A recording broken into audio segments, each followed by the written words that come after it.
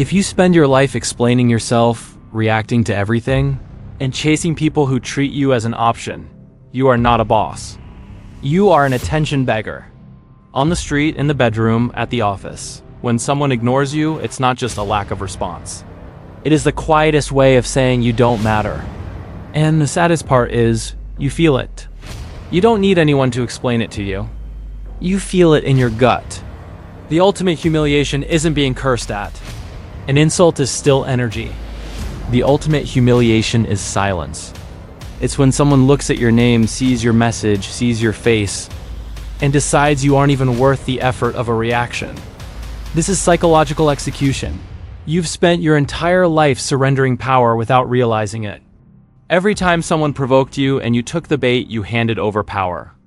Every time someone treated you with disdain and you chased them asking for an explanation, you handed over power. Every time you saw a cold text and spent hours trying to fix something the other person wasn't even interested in fixing, you knelt down emotionally. Freud said that nothing reveals our weakness quite like the way we react. The whole world has already learned the script to control you, ignore you, provoke you, leave you in doubt. And you always play the same part. Today, I'm going to show you something no one ever taught you. Attention is the most expensive currency in the game of power. And you've been throwing it away like pocket change. If this has already hit home, then do the bare minimum to prove you're not just another weak. Curious bystander, subscribe to this channel right now. This is not a place for victims. It is a place for those who want to stop being used emotionally. I am handing you the power codes for free. If you aren't even capable of clicking subscribe, you aren't ready to control your own attention, let alone anyone else's. Look at your day with total honesty. You wake up and the first thing you do is check your phone. You haven't even rolled out of bed and you're already putting your attention, your most valuable resource, into the hands of anyone. Messages from people who don't respect you, from people who send you nothing constructive, from people who only reach out when they need something. You reply instantly, as if you're obligated. You argue with strangers in the comments as if it were a high court. You go to war over the opinion of someone you don't even know. You try to justify yourself to family, colleagues, followers, and exes. At the end of the day, you're tired, irritated, and drained. And then you have the nerve to say, I don't know why my energy is so low. I'll tell you why, because you spend it on anyone who snaps their fingers. Direct question. Why do you always need the last word? What is this desperate need to make it clear what you think? Why do you keep giving importance to those who have already shown you through their actions that they don't care about you? Why do you feel smaller every time someone leads you on read?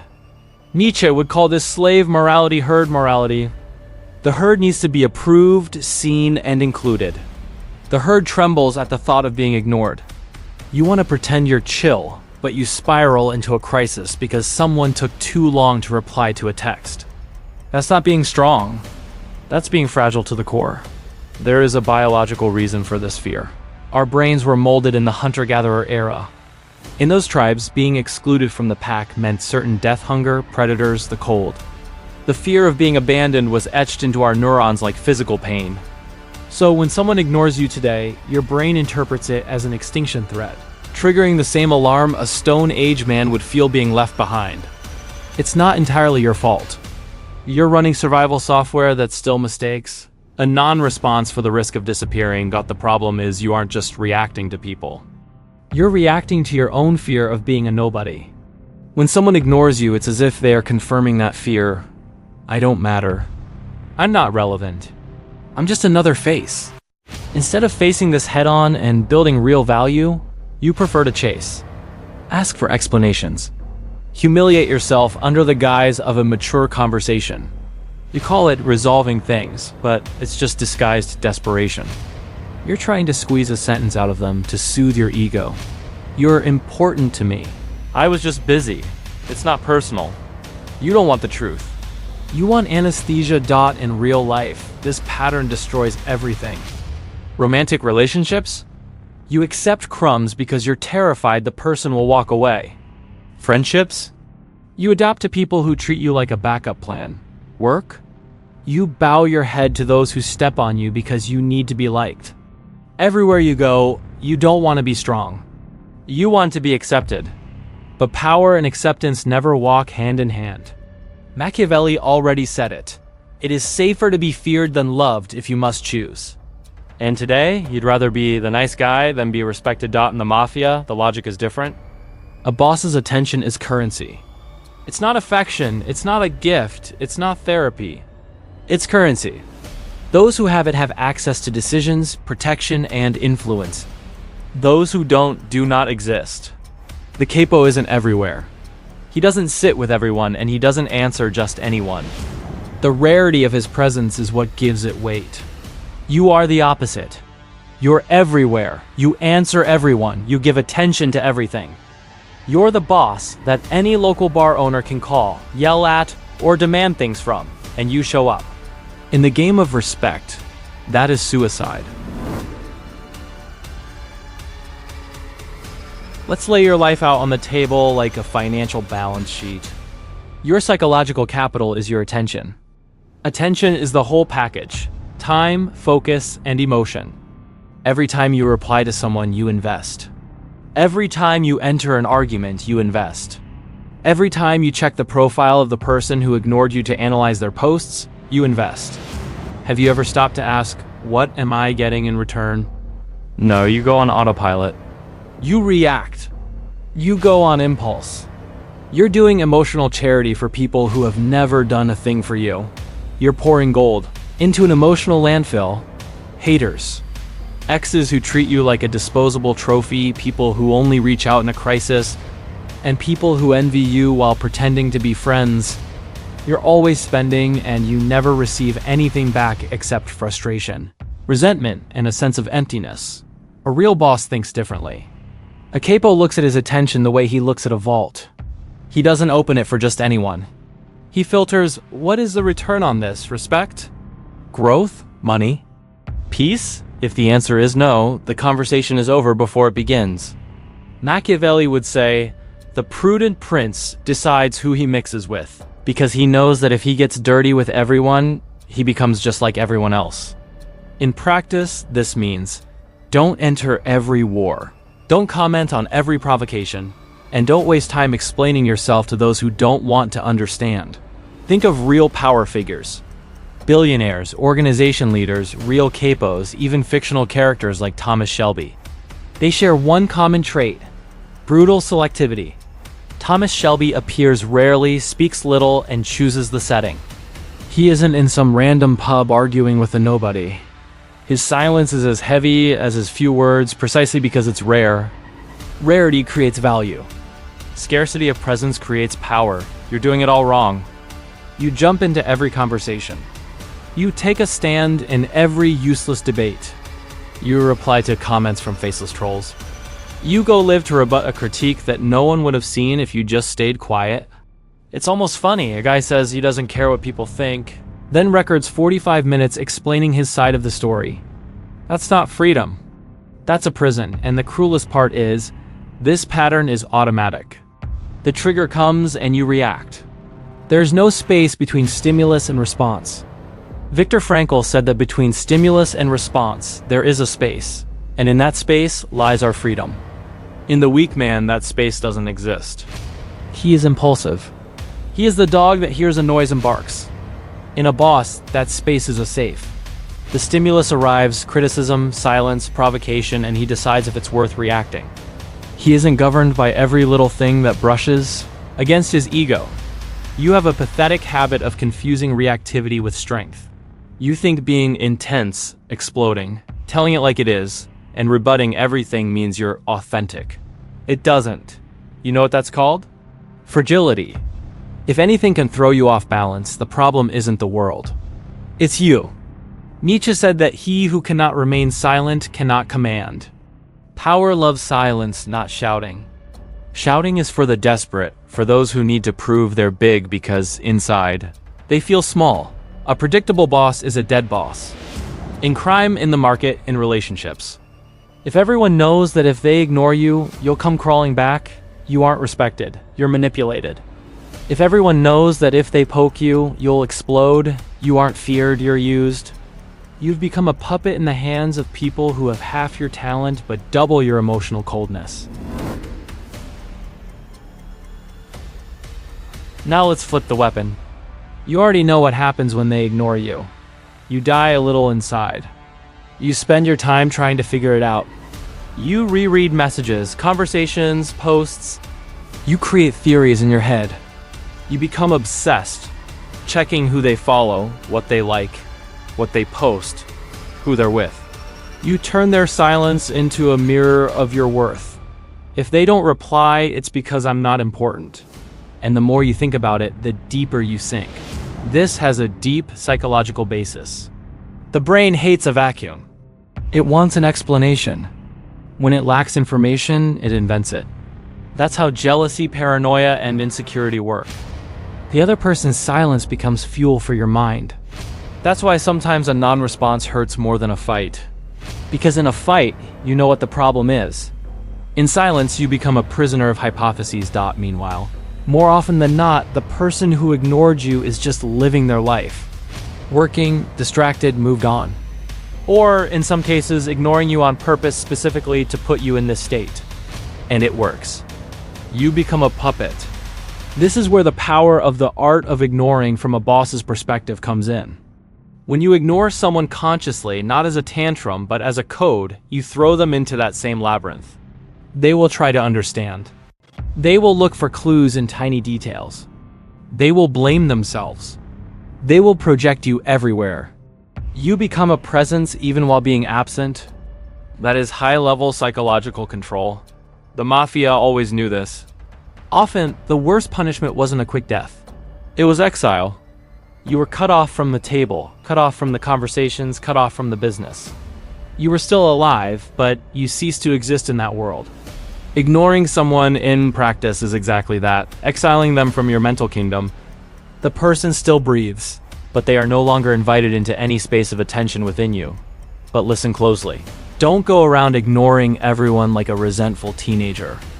A boss chooses targets. First, active enemies. People plotting against you, trying to ruin your reputation, messing with your money, sabotaging your work. A weak man's instinct is to prove something. To do and expose, to argue, to threaten. Machiavelli warned, fight your enemy too much and you make him greater. You speak about him too much, you tell his story, you record his name, you give him a stage. In the Mafia game, the Capo reacts the opposite way. He pretends the enemy doesn't even exist. He doesn't say the name, doesn't reply to the provocation, doesn't correct the rumor. You know why. Because while he grows, the other rots in the cancer of unreturned resentment. Second, professional critics. The breed that builds nothing, risks nothing, and creates nothing, but has an opinion on everything. They are the armchair quarterbacks of your life. They copy, distort, talk, and judge. The weak man can't take it. He needs to explain, set the record straight, show the other side. The result? It feeds them. It gives them material. It gives the critic what they want, the feeling that they are relevant. The boss kills them with silence. No reply, no mention, no rebuttal. The critic talks to himself, looks crazy, and loses power. Without attention, an opinion is just background noise. Third, energy parasites. These don't come with knives. They come with infinite neediness. The friend who's always in crisis, the relative always in drama, the person who only seeks you out to vent and never changes a thing. You arm yourself as a good person and you take it. You listen, advise, try to help, carry them on your back. They make promises, repeat the pattern, and suck you dry again. And you, in your need to feel needed, accept it. Until the day you're exhausted, with no energy left to take care of your own life. The boss sees this for what it is, indirect sabotage. Not necessarily out of malice, but out of the other's weakness. And he cuts off access.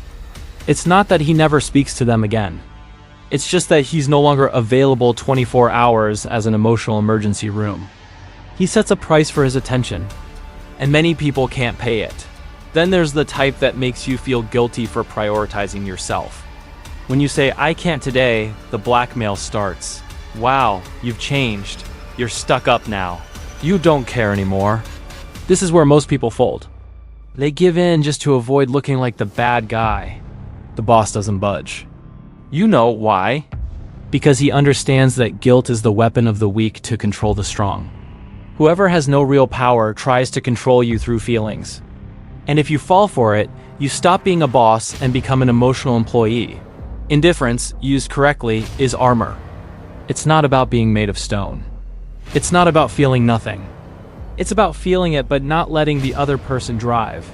It's not I don't care about anything. It's I don't allow anything to make me react like an idiot. The more you need to prove you're not weak, the weaker you are. A boss doesn't need to prove anything. He cuts. He vanishes. He ignores. He lets people wrestle with their own demons while he minds his own business. Enough diagnosis. Let's talk about the code. You won't change by suddenly becoming the cold guy.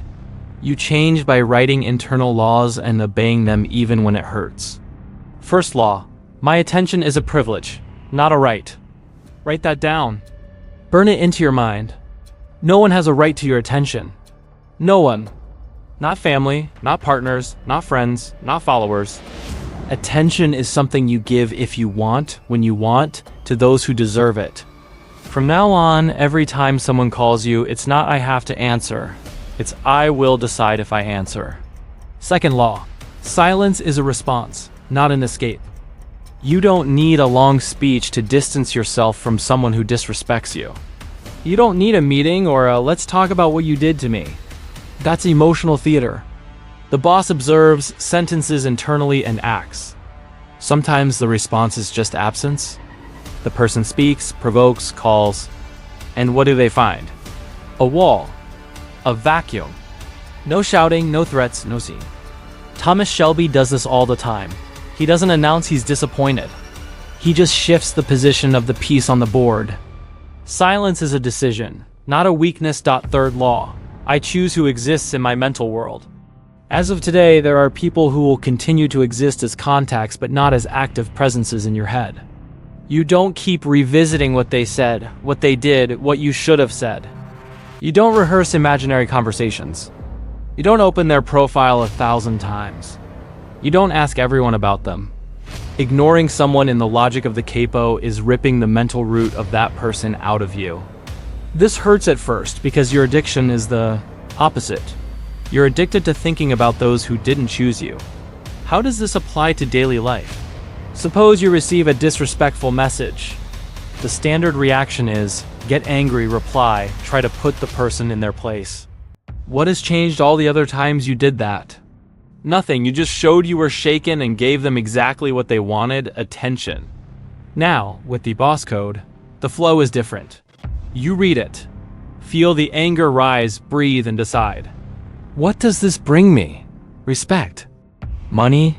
Growth? No, then it dies right there. No reply. No wall of text. No explanation. Suppose a situation arises where someone vanishes on purpose to make you chase them. You recognize the game. Before, you would have fallen for it. You would have sent, is everything okay? You're acting strange.